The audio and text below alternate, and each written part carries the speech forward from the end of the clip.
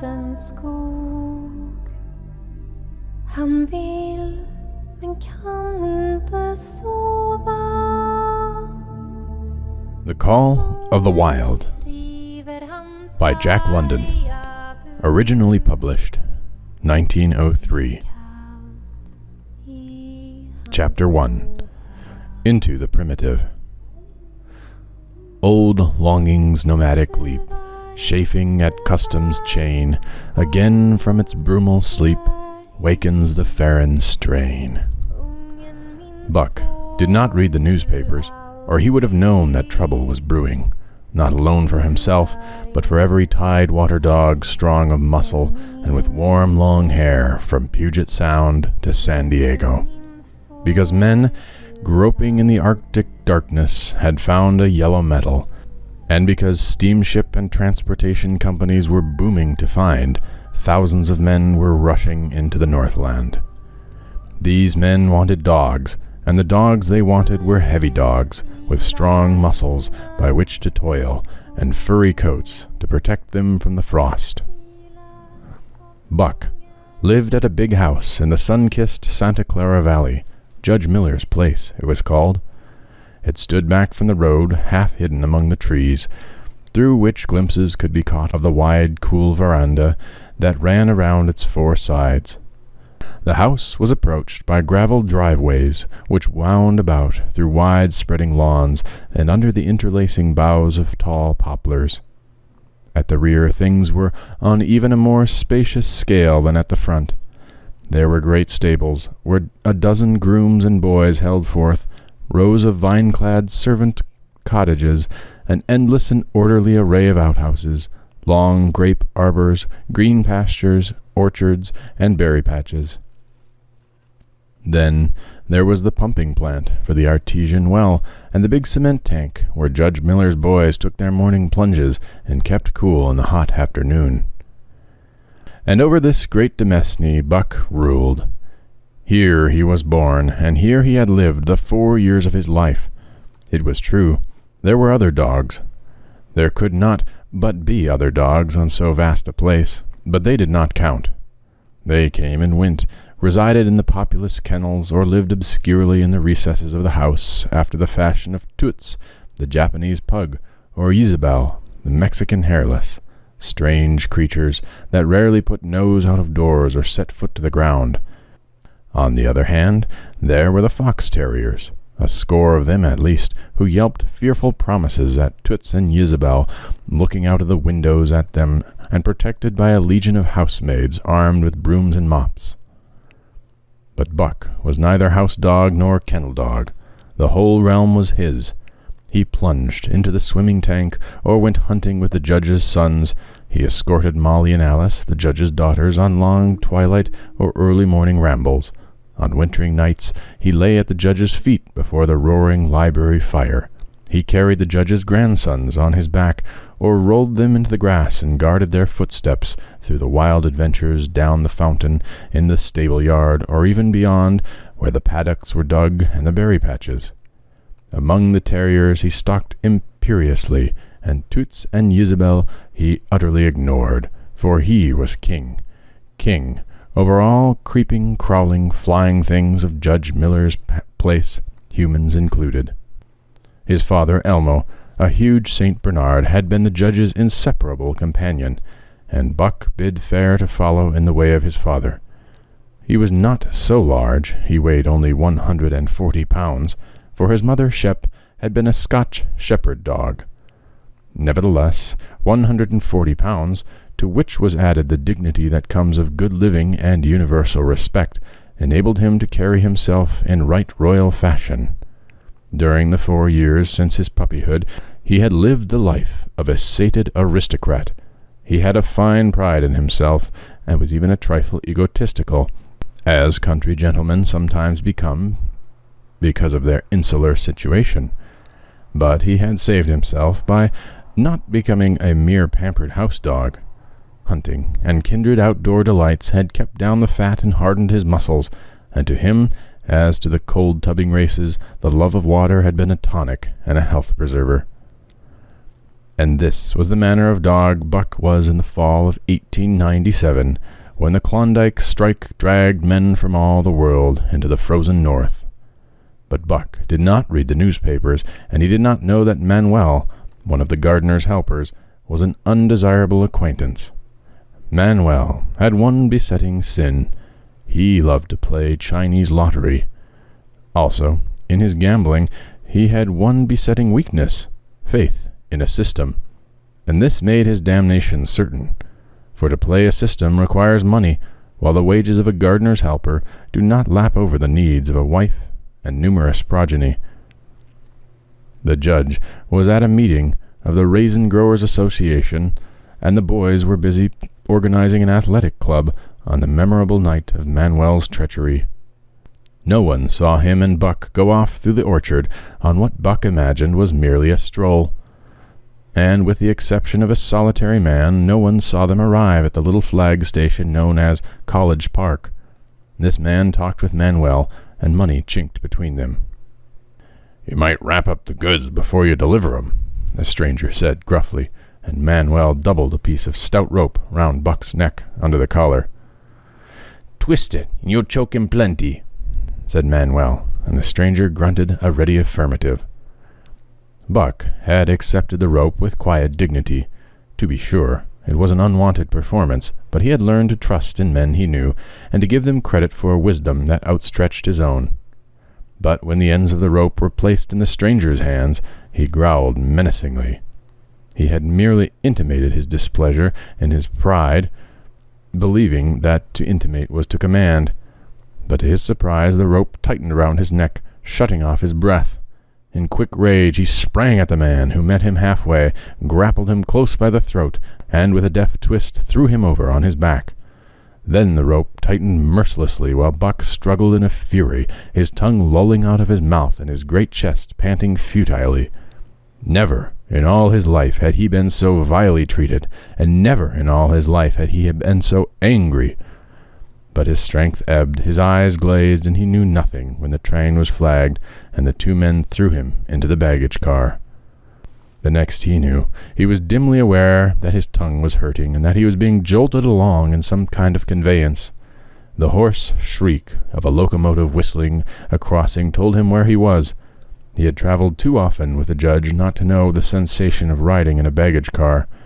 He opened his eyes, and into them came the unbridled anger of a kidnapped king. The man sprang for his throat, but Buck was too quick for him. His jaw closed on the hand, nor did they relax till his senses were choked out of him once more. "Yep, has fits," the man said, hiding his mangled hand from the baggage man, who had been attracted by the sounds of struggle. "I'm taking him up for the boss to Frisco. A crack dog doctor there thinks he can cure 'em." Concerning that night's ride, the man spoke most eloquently for himself in a little shed back of a saloon in the San Francisco waterfront. "All I get is 50 for it," he grumbled, "and I wouldn't do it again for 1,000, cold cash." His hand was wrapped in a bloody handkerchief, and the right trouser leg was ripped from knee to ankle. 100, was the reply. "Wouldn't take a sou less, so help me." "That makes 150, the saloon keeper calculated, "and he's worth it, or I'm a squarehead." The kidnapper undid the bloody wrappings and looked at his lacerated hand. "If I don't get hydrophobia, it'll be because you was born to hang," laughed the saloon keeper. "Here, lend me a hand before you pull your freight," he added. Dazed, suffering intolerable pain from throat and tongue, and with the life half throttled out of him, Buck attempted to face his tormentors. But he was thrown down and choked repeatedly till they succeeded in filing the heavy brass collar from off his neck. Then the rope was removed and he was flung into a cage-like crate. There he lay for the remainder of the weary night, nursing his wrath and wounded pride. He could not understand what it all meant. What did they want with him, these strange men? Why were they keeping him pent up in this narrow crate? He did not know why, but he felt oppressed by the vague sense of impending calamity. Several times during the night he sprang to his feet when the shed door rattled open, expecting to see the judge or the boys, at least. But each time it was the bulging face of the saloon keeper that peered in at him by the sickly light of a tallow candle. and each time the joyful bark that trembled in Buck's throat was twisted into a savage growl. But the saloon-keeper let him alone, and in the morning 4 men entered and picked up the crate. More tormentors, Buck decided, for they were evil-looking creatures, ragged and unkempt, and he stormed and raged at them through the bars. They only laughed and poked sticks at him, which he promptly assailed with his teeth till he realized that was what they wanted. Whereupon he lay down sullenly and allowed the crate to be lifted into a wagon. Then he and the crate, in which he was imprisoned, began a passage through many hands. Clerks in the express office took charge of him. He was carted about in another wagon. A truck carried him, with an assortment of boxes and parcels, upon a ferry steamer. He was trucked off the steamer into a great railway depot, and finally he was deposited in an express car. For 2 days and nights this express car was dragged along at the tail of shrieking locomotives, and for 2 days and nights Buck neither ate nor drank. In his anger he had met the first advances of the express messages with growls, and they had retaliated by teasing him. When he flung himself against the bars, quivering and frothing, they laughed at him and taunted him. They growled and barked like detestable dogs, mewed, flapped their arms, and crowed. It was all very silly, he knew, and therefore the more outrage to his dignity and his anger waxed and waxed. He did not mind the hunger so much, but the lack of water caused him severe suffering, and fanned his wrath to a fever pitch. For that matter, high-strung and finely sensitive, the ill-treatment had flung him into a fever which was fed by the inflammation of his parched and swollen throat and tongue. He was glad, for one thing, the rope was off his neck. That had given them an unfair advantage, but now that it was off, he would show them. They would never get another rope around his neck. Upon that he was resolved.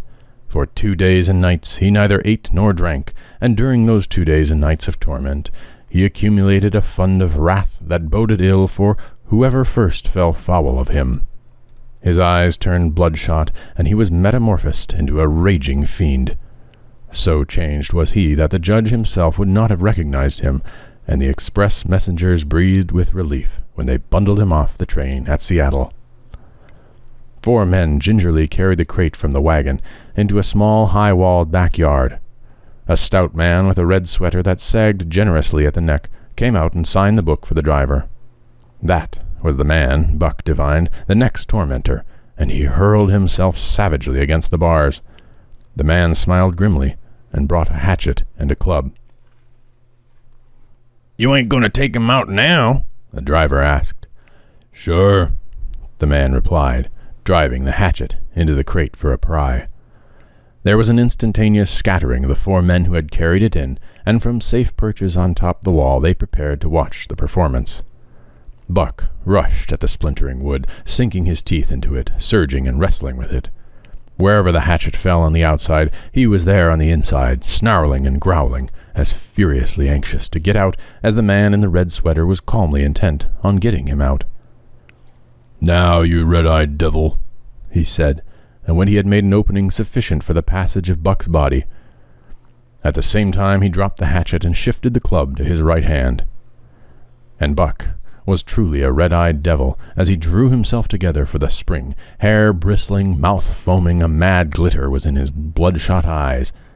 Straight at the man he launched, his 140 pounds of fury, surcharged with the pent passion of 2 days and nights. In midair, just as his jaws were about to close on the man, he received a shock that checked his body and brought his teeth together with an agonizing clip. He whirled over, fetching the ground on his back and side. He had never been struck by a club in his life, and did not understand. With a snarl that was part bark and more scream, he was again on his feet and launched into the air, and again the shock came, and he was brought crushingly to the ground. This time he was aware that it was the club, but his madness knew no caution. A dozen times he charged, and as often the club broke the charge and smashed him down. After a particularly fierce blow, he crawled to his feet, too dazed to rush. He staggered limply about, the blood flowing from his nose and mouth and ears, his beautiful coat sprayed and flecked with a bloody slaver. Then the man advanced and deliberately dealt him a frightful blow on the nose. All the pain he had endured was as nothing compared with the exquisite agony of this. With a roar that was almost lion-like in its ferocity, he again hurled himself at the man. But the man, shifting the club from right to left, coolly caught him under the jaw, at the same time wrenching downward and backwards. Buck described a complete circle in the air, and half of another, then crashed to the ground on his head and chest. For the last time he rushed, the man struck the shrewd blow he had purposefully withheld for so long, and Buck crumpled up and went down knocked utterly senseless. "He's no slouch at dog-breaking, that's what I say," one of the men on the wall cried enthusiastically. "Druther break Caius's any day, twice on Sundays," was the reply of the driver as he climbed on the wagon and started the horses. Buck's senses came back to him, but not his strength. He lay where he had fallen, and from there he watched the man in the red sweater. "Answers to the name of Buck," the man soliloquized, quoting from the saloon-keeper's letter which had announced the consignment of the crate and contents. "Well, Buck, my boy," he went on in a genial voice, "we've had our good little ruction, and the best thing we can do is to let it go at that. You've learned your place, and I know mine. Be a good dog, and all'll go well, and the goose hang high. Be a bad dog, and I'll whale the stuffing out of you. Understand?" As he spoke, he fearlessly patted the head he had so mercilessly pounded, and though Buck's hair involuntarily bristled at the touch of the hand, he endured it without protest. When the man brought him water, he drank eagerly, and later bolted a generous meal of raw meat, chunk by chunk, from the man's hand. He was beaten, he knew that, but he was not broken. He saw, once for all, that he stood no chance against a man with a club. He had learned the lesson, and in all his afterlife he never forgot it. That club was a revelation. It was his introduction to the reign of primitive law, and he met the introduction halfway. The facts of life took on a fiercer aspect, and while he faced that aspect, uncowed, he faced it with all latent cunning of his nature aroused. As the days went by, other dogs came, in crates and at the ends of ropes, some docilely, and some raging and roaring as he had come. And, one and all, he watched them pass under the dominion of the man in the red sweater. Again and again, as he looked at each brutal performance, the lesson was driven home to Buck. A man with a club was a lawgiver, a master to be obeyed, though not necessarily conciliated.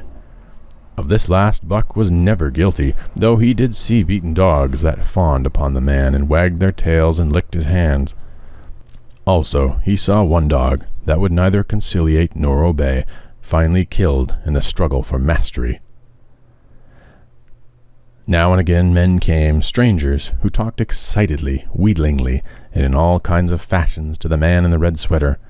At such times that money passed between them, the strangers took one or more of the dogs away with them.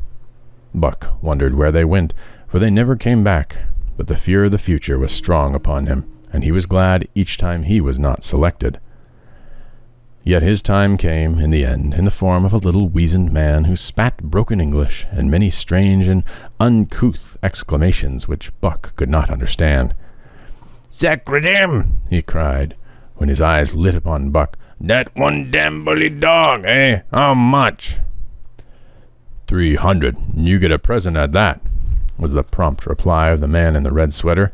"It seems it's government money. You ain't got no kick coming, eh, Perrault?" Perrault grinned. Considering that the price of dogs had boomed skyward by the unwanted demand, it was not an unfair sum for so fine an animal.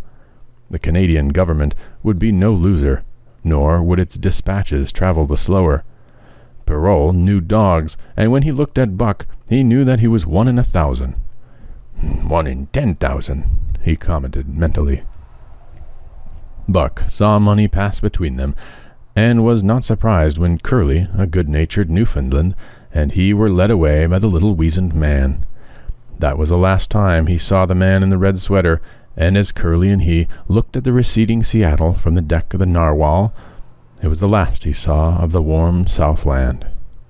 Curly and he were taken below by Perrault and turned over to a black-faced giant called Francois. Perrault was a French-Canadian and swarthy, but Francois was a French-Canadian half-breed and twice as swarthy.